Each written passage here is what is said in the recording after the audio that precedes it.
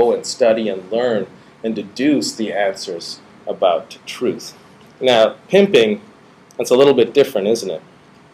What do we do with pimping? If we really ask what pimping is, it's just a way to evaluate someone's knowledge. It's evaluative.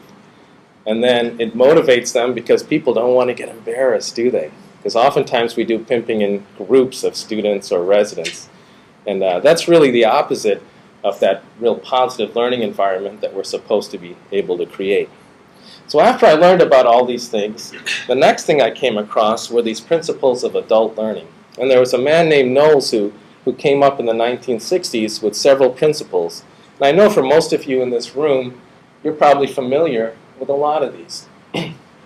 But these principles all tell us that learners do best when they really know why they're learning, what they need to know, when there's a foundation in experience, and when they have an idea that the things that they're learning have an immediate and practical application.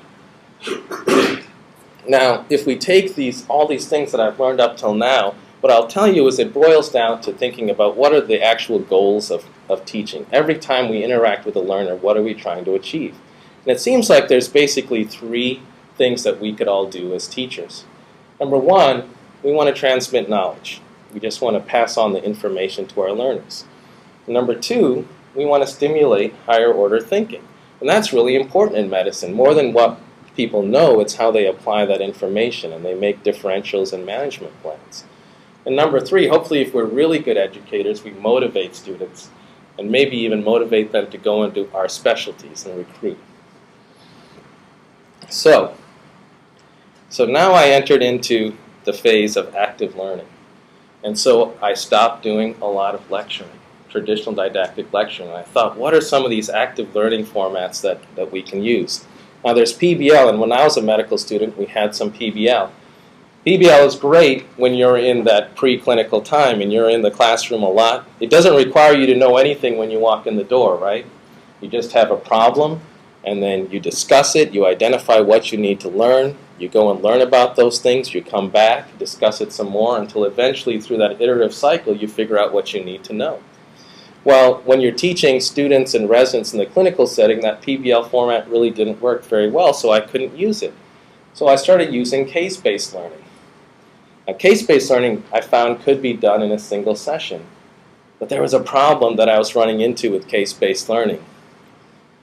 Students were treating it like PBL, and they were coming without any foundational knowledge. Even if I assigned them something to study or investigate before they came to the session, a lot of them would come without knowing anything. People have experience like that, and they've used CBL.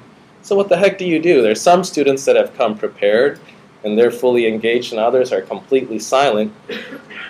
Now, there is another technique called team-based learning that I'm sure many of you know about, and it tries to address this by actually having people take a test before they come, a readiness assessment test. The problem I had was I couldn't incorporate that. I couldn't put teeth into that test. I couldn't assign a point value to impact their grade, so there was really no further motivation for the learners. A lot of them would still come unprepared, and they didn't care how they did on the readiness assessment test or not. So it caused me to just simply ask a question.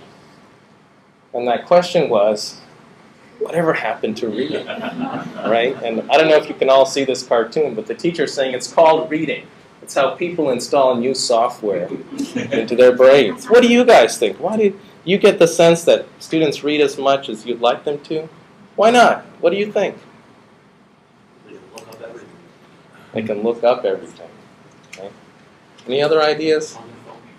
On their phone. So it's more immediately available. As testing grows, they're learning to the test. So the thirst for knowledge is increased. So there's people who ace tests, but they don't receive communication. Yeah. I think that's...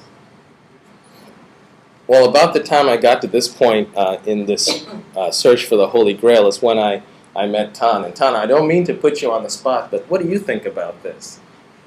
Do you think people are read as much as we would like them to, and why or why not? I think no. I'm definitely guilty of not reading as much as some of my attendings would like me to, simply because of the time constraints, especially when you're on a more time-demanding rotation. And by the time you get home, you are hungry and you're tired and you just want to go to sleep. And you're right, we do have the ability to look anything up. So that sort of de-incentivizes reading a little bit. Yeah, I that's think there's too many things to read. Yeah. And I don't think we teach our students what to read anymore. Yeah. There's too many options and they don't know where to write. So you say go home and read something, and they can go on the internet, they can go to blogs, and they can go to Up to Date, and they can go to our website and everybody else's website, and oh yeah, there's this book, and there's another good book, and there's some journal that they subscribe to, but I don't have access to that. I don't think we focus on it and say go home and read this. By it tomorrow. Yeah. That's why I won't read it. And I agree with that because I think that, at least with our residency program, we give a book to our medical students and even say these are the assigned readings for our case-based learning. So they're given something to read, and I don't know exactly why they don't read, but I know our residents, when I was a resident, we had a textbook for GYN, we had a textbook for OB, we had a textbook for REI, so you knew what to read. But I don't think we do that with our residents, at least in our program right now. It's very much the go home and read about hysterectomy, but we're not telling them where to read. Oh, excellent. Well, let me Star, you had your hand up. I Yeah. was going to say focusing on reading is important. I think, especially for the adult learners, we need to think about how people learn differently as well. And people might learn differently with the blogs or the websites versus going home and reading chapters. So I think giving them available resources in a range of resources, we need to complement that. So some sort of pre-preparation, whether it's reading or another resource, I think is important, but it might not just be reading. In the back. I'm a third-year resident and I was an intern, and I said, okay, I'm going to read a chapter of Gabby every night. Absolutely impossible because you come home and you're completely exhausted. And so it was more like, let me get the gist of it from skimming up to date and use my practical knowledge that I gained during the day on the floor and kind of sinking in. And if I need more detail, then I'll pick my details from the chapter that I personally am not stimulated enough by just reading. Yes.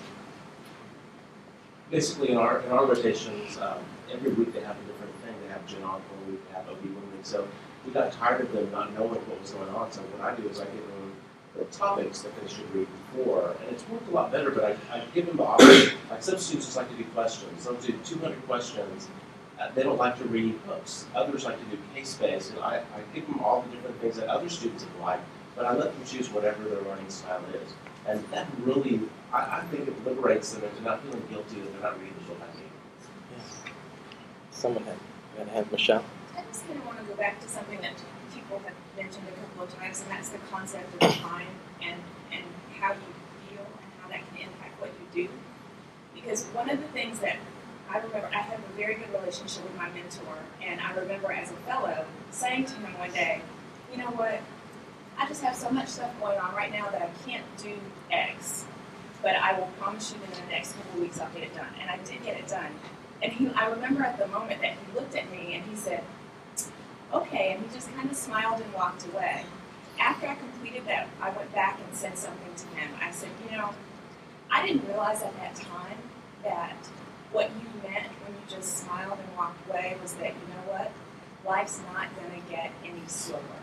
It's only going to become more demanding. There's only going to be less time and more requirements. And to impress upon someone, and that's kind of one of the things that I try to pass on to our residents, is they think, oh, after I'm a resident, I have plenty of time to read and to do.